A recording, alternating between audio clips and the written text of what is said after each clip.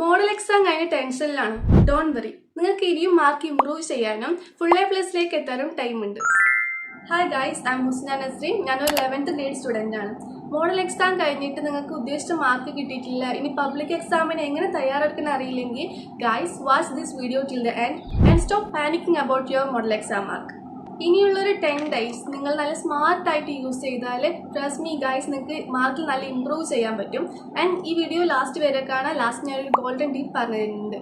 ഞാൻ 10th പഠിപ്പിച്ചിട്ടൊന്നും ആയിരുന്നില്ല, പക്ഷെ എനിക്ക് ഫുൾ എ പ്ലസ് ഉണ്ടായിരുന്നു. ഞാൻ മോഡൽ എക്സാം കഴിഞ്ഞതിന് ശേഷമാണ് കുറച്ചും കൂടി നന്നായിട്ട് ഫോക്കസ് കൊടുത്തിരുന്ന് പഠിക്കാൻ തുടങ്ങിയത്. അതുപോലെ ഫസ്റ്റ് നിങ്ങൾ ചെയ്യേണ്ടത് എന്താ വെച്ചാൽ മോഡൽ എക്സാം കഴിഞ്ഞിട്ട് സ്ട്രെസ് ആവാണ്ടിരിക്കുക. പേപ്പർ കണ്ടിട്ട് എനിക്കിത് കിട്ടില്ല, കോൺഫിഡൻസ് ലോ ആവും, അങ്ങനത്തെ സംഭവങ്ങളൊന്നും വേണ്ട. നിങ്ങൾ കിട്ടും എന്നുള്ള ഒരു മെൻ്റൽ പവറിൽ പഠിച്ചു തുടങ്ങാം.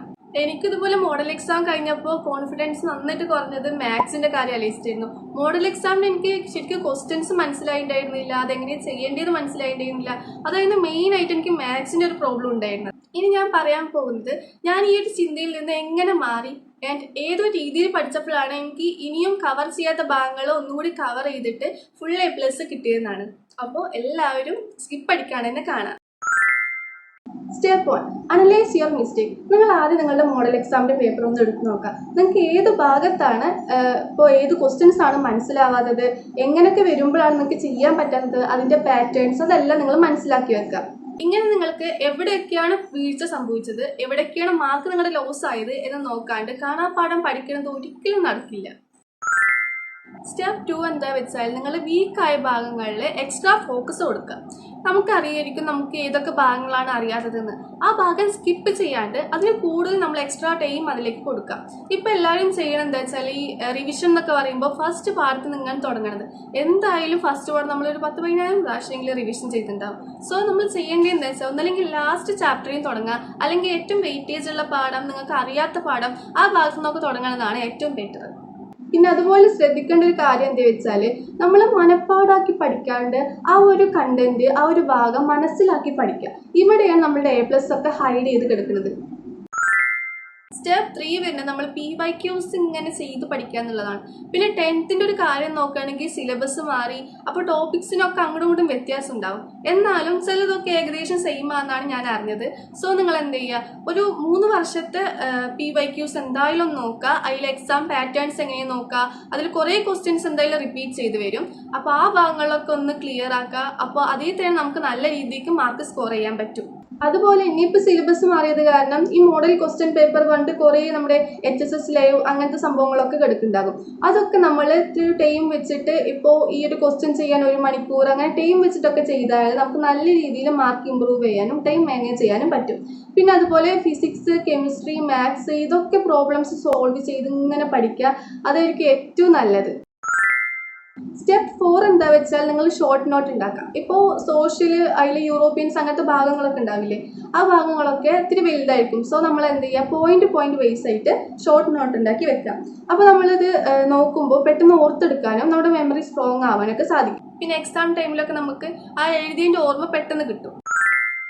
സ്റ്റെപ്പ് 5 നല്ല ഇമ്പോർട്ടൻ്റ് ആയിട്ടുള്ള കാര്യമാണ്. ഞാൻ എൻ്റെ ഈ ഒരു 10 ദിവസം മോഡൽ എക്സാം കഴിഞ്ഞിട്ട് പബ്ലിക് എക്സാം വരെയുള്ള ആ ഒരു 10 ദിവസം ഞാൻ നന്നായിട്ട് ഇത് പ്രാക്ടീസ് ചെയ്തിട്ടുണ്ടായിരുന്നു. അത് കാരണം എനിക്ക് നല്ല ഇമ്പ്രൂവ്മെൻറ്റ് കിട്ടിയിട്ടുണ്ടായിരുന്നു മാർക്കിൽ. അതെന്താ വെച്ചാൽ വായിച്ച് പഠിക്കൽ നിർത്താം. നിങ്ങൾക്ക് അറിയാത്ത കാര്യങ്ങൾ നിങ്ങൾ എന്തായാലും എഴുതി പഠിക്കണം. ഈ എഴുതി പഠിക്കും പറയുമ്പോൾ 10ഉം 20ഉം പ്രാവശ്യം എഴുതി പഠിക്കണ്ട. നിങ്ങൾക്ക് എത്ര പ്രാവശ്യം എഴുതുമ്പോഴാണോ അത് മനസ്സിലാവുന്നത്. ഞാനൊക്കെ ഒരു 3 മുതൽ 5 പ്രാവശ്യം വരെ എഴുതി പഠിച്ചിട്ടുണ്ട്. നമ്മൾ എഴുതി പഠിക്കുമ്പോൾ മെമ്മറിയിൽ അത് നല്ല സ്ട്രോങ് ആയിട്ട് ഇരിക്കുന്നുണ്ടാവും. അപ്പോൾ ഞാൻ കൂടുതലായിട്ട് എഴുതി പഠിച്ചത് ഏതൊക്കെ വെച്ചാൽ തിയറി ഭാഗങ്ങൾ, ബയോളജി, പിന്നെ സോഷ്യൽ കാര്യങ്ങളൊക്കെ ഞാൻ എഴുതി പഠിച്ചിട്ടുണ്ടായിരുന്നു.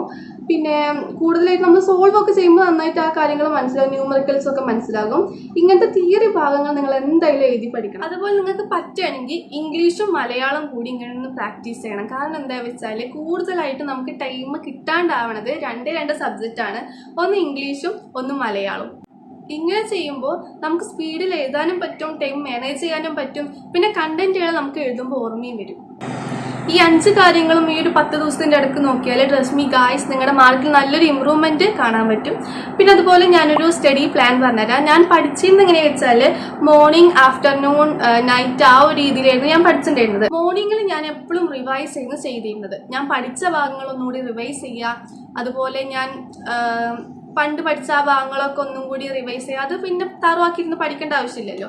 ഈ സമയത്ത് എന്താ ചെയ്യണതിന് ഗുണം എന്ന് വെച്ചാൽ നമ്മുടെ ബ്രെയിൻ അപ്പോൾ ഫ്രഷ് ആയിരിക്കും, ഡിസ്ട്രാക്ഷൻസ് കുറവായിരിക്കും, ഫോക്കസ് നമുക്ക് നന്നായിട്ട് കൂടുതലുള്ള ടൈമാണ് ഈ മോർണിംഗ് സമയം. മോർണിംഗ് എന്നൊക്കെ പറയുമ്പോൾ ഈ 7-8 മണിക്ക് ഇരുന്ന് പഠിക്കലല്ല, ഒരു 6 മണി ആ ഒരു ടൈമിലായിരുന്നു ഞാൻ പഠിച്ചു തുടങ്ങിയിരുന്നത്. ഇടയ്ക്കൊരു 5:30 ആ ടൈമിൽ, ഈ പരീക്ഷ ടൈമിലൊക്കെ ഞാൻ 5:30 ആ ടൈമിൽ തന്നെ ഫുള്ളായിട്ട് പഠിച്ചു തുടങ്ങിയിട്ടുണ്ടായിരുന്നു. അപ്പോൾ നിങ്ങൾ പറ്റണത്തോളം ഇത്തിരി നേരത്തെ എണീക്കുക. അപ്പോൾ നമ്മളുടെ നാച്ചുറും ഇത്തിരി ഫ്രഷ് ആയിരിക്കും, നമ്മുടെ ബ്രെയിനും ഫ്രഷ് ആയിരിക്കും. ഇനി അടുത്ത കാര്യം, ആഫ്റ്റർനൂണിലേക്ക് വരുമ്പോൾ ഞാൻ നല്ല ടഫായ ഭാഗങ്ങൾ, അതുപോലെ ഞാൻ കവർ ചെയ്യാൻ മറന്നുപോയത്, എനിക്ക് പറ്റില്ല എന്നൊക്കെ ഭാഗങ്ങൾ ഞാൻ വെച്ചിട്ടുണ്ടായിരുന്നു. ആ ഭാഗങ്ങളായിരുന്നു ഞാൻ ആഫ്റ്റർനൂണിൽ ചെയ്തിട്ടുണ്ടായിരുന്നു. ആ ടൈമിൽ നമ്മുടെ ബ്രെയിൻ അവൈക്ക് ആയിരിക്കും. പിന്നെ നമുക്ക് രാവിലെ നമ്മൾ റിവിഷൻ അല്ലേ ചെയ്ത്, ബ്രെയിൻ ഒരുപാട് സ്ട്രെസ് കൊടുത്തിട്ടുണ്ടാവില്ല. അപ്പോൾ ആ ഒരു ടൈം അതിന് നല്ലതായിരുന്നു. രാത്രിയിൽ ഞാൻ ചെയ്തെന്താണെന്ന് വെച്ചാൽ ഞാൻ ഈ ഒരു തിയറി അങ്ങനത്തെ സംഭവങ്ങളൊക്കെ എഴുതി പഠിക്കുന്നു. കാരണം നമ്മൾ ഉറങ്ങുന്ന സമയത്ത് ബ്രെയിൻ ഒന്നും കൂടി ഈ കാര്യങ്ങൾ റിവൈസ് ചെയ്യും, നമ്മുടെ ബ്രെയിൻ ഒന്നും കൂടി അത് ഓർത്തെടുക്കും. അപ്പോൾ ഈ ഒരു ടൈമിൽ എഴുതി പഠിക്കുമ്പോൾ നല്ലൊരു മാറ്റം എനിക്ക് കിട്ടിയിട്ടുണ്ടായിരുന്നു. പിന്നെ നമ്മൾ എഴുതി പഠിക്കുമ്പോൾ കൂടുതലായിട്ട് പരീക്ഷ സമയങ്ങളിൽ എഴുതി പഠിച്ചതിൻ്റെ ഓർമ്മ എനിക്ക് കിട്ടാറുണ്ടായിരുന്നു. അപ്പോൾ നിങ്ങൾ എന്തില്ലെങ്കിലും എഴുതി പഠിക്കുക. നിങ്ങൾക്ക് അറിയാത്ത ഭാഗങ്ങൾ കിട്ടില്ല, വിടുകയാണ് അങ്ങനെയൊക്കെ പറഞ്ഞ ഭാഗങ്ങൾ ഉണ്ടാവുമല്ലോ, അതെന്തായാലും എഴുതി പഠിക്കുക. തിയറി, ബയോളജി, ഡയഗ്രാംസ് ഒക്കെ എന്തായാലും എഴുതി പഠിക്കണം. ഇനി ഞാനൊരു ഗോൾഡൻ ടിപ്പിലേക്ക് കിടക്കുകയാണ്. ഏകദേശം എല്ലാവർക്കും മനസ്സിലായി ഉണ്ടാകും. ഡിസ്ട്രാക്ഷൻസ് എത്രത്തോളം കുറയ്ക്കാൻ പറ്റുമോ അത്രത്തോളം കുറയ്ക്കാം. ഫോൺ ഒഴിവാക്കി വെക്കാം. നമുക്കറിയാം, നമ്മൾ ഈ സ്റ്റുഡൻസ് ആ ഒരു രീതിക്ക് വെച്ച് നോക്കുമ്പോൾ നമ്മുടെ ഡിസ്ട്രാക്ഷൻസ് ഏറ്റവും കൂടുതൽ വരുന്നത് മൊബൈൽ ഫോണിൽ നിന്നാണ്. മൊബൈൽ ഫോണിൽ നോട്ടിഫിക്കേഷൻ കിട്ടിയാൽ ആ ഭാഗത്തേക്ക് പോകും. അങ്ങനെയായിരുന്നു ഉണ്ടായിരുന്നത്. എനിക്കും ഉണ്ടായിരുന്ന ഡിസ്ട്രാക്ഷൻ എല്ലാവരെയും പോലെ ഇൻസ്റ്റാഗ്രാം എനിക്ക് നല്ലൊരു ഡിസ്ട്രാക്ഷൻ ആയിരുന്നു പഠിക്കുന്ന സമയത്ത്. ഫസ്റ്റ് ഞാൻ സത്യം പറയുകയാണെങ്കിൽ ഞാൻ ഡിലീറ്റ് ആക്കി കളഞ്ഞു. ഇൻസ്റ്റാഗ്രാം ഡിലീറ്റ് ആക്കി കഴിഞ്ഞു. ഫസ്റ്റ് ആ ഒരു മോഡൽ എക്സാം കഴിഞ്ഞ ഒരു പിറ്റേ ദിവസം എനിക്ക് മനസ്സിലായി ഇത് നമ്മളെ കൂട്ടിയെ കൊണ്ട സംഭവമല്ല, ഇത്തിരി ഇരുന്ന് പഠിക്കണം, എന്നാലാണ് ഫുൾ A+ കിട്ടുള്ളൂ എന്ന് മനസ്സിലായി. സോ ഇൻസ്റ്റാഗ്രാം ഞാൻ ഡിലീറ്റ് ആക്കി കളഞ്ഞു. പിന്നെ ഞാൻ ചെയ്തെന്താ വെച്ചാൽ എല്ലാവരും ചെയ്യുന്ന പോലെ ഗൂഗിളിൽ നിന്ന് എടുത്തു.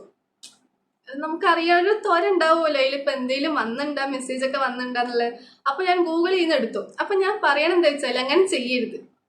പിന്നെ എനിക്ക് മനസ്സിലായി ഇത് ശരിയാവില്ല, നമ്മൾ ഡിലീറ്റ് ആക്കി കളഞ്ഞിട്ടും വെറുതെ ഇങ്ങനെ എടുക്കുന്നതിന് വലിയ കാര്യമൊന്നും ഇല്ലല്ലോ. അപ്പോൾ ഞാൻ എന്ത് ചെയ്തു, അതും നിർത്തി അങ്ങോട്ട് വെച്ചു. സോ എനിക്ക് പറയാനുള്ളത് എന്താ വെച്ചാൽ നിങ്ങൾ ഒന്നല്ലെങ്കിൽ അത് അങ്ങോട്ട് മാറ്റി വെക്കാം, ഇൻസ്റ്റാഗ്രാം അല്ലെങ്കിൽ ഫോൺ മാറ്റി വെക്കാം. ഇനിയിപ്പോൾ അത് കാണുമ്പോൾ നിങ്ങൾക്കത് എന്താ വന്നത് മെസ്സേജൊക്കെ നോക്കാനുള്ള ടെൻഡൻസി കൂടുകയാണെങ്കിൽ ഡിലീറ്റ് ആക്കി കളയാം. അത്രയും എനിക്ക് പറയാനുള്ളൂ. അത് ഡിലീറ്റ് ആക്കി കളഞ്ഞോ. ഇനിയിപ്പോൾ ഡിലീറ്റ് ആക്കി കളഞ്ഞാൽ നിങ്ങൾ ഇതുപോലെ ഗൂഗിളിൽ നിന്നൊക്കെ എടുക്കുന്നുള്ളതാണെങ്കിൽ ഞാനൊരു ടിപ്പ് പറഞ്ഞുതരാം. നിങ്ങളൊരു കാര്യം ചെയ്യുക, വേഗം പോയി അമ്മേൻ്റെ അടുത്ത് പോയിട്ട് പാസ്വേഡ് അമ്മക്ക് ഇഷ്ടമുള്ളതൊന്ന് വെക്കാൻ പറയാം. ഇനി എക്സാമിന് ശേഷം മാത്രം ഈ പാസ്വേഡ് എനിക്ക് പറഞ്ഞു തന്നാൽ മതി പറയാം. അങ്ങനെ ലോഗൗട്ട് അടിക്കുകയാണെങ്കിൽ നിങ്ങൾക്ക് അറിയില്ലല്ലോ പാസ്വേഡ് എന്താന്ന് വെച്ചാൽ. അപ്പോൾ അത് എൻ്റെ ഒരു ഐഡിയ ആണ്. എങ്ങനെയുണ്ടെന്ന് എല്ലാവരും കമൻറ്റ് ഇടുക ചെയ്തിട്ട്. ആദ്യം ഞാൻ പറഞ്ഞ പോലെ നിങ്ങൾ ചെയ്യേണ്ടത് എന്താ വെച്ചാൽ സ്ട്രെസ് ആവൽ നിർത്തുക, പേടിക്കൽ നിർത്തുക. അതാണ് എനിക്ക് പറയാനുള്ളത്. കാരണം നമ്മൾ സ്ട്രെസ് ആവും തോറും ബ്രെയിനിന് ആ ഒരു സ്ട്രെസ് പോവല്ലേ.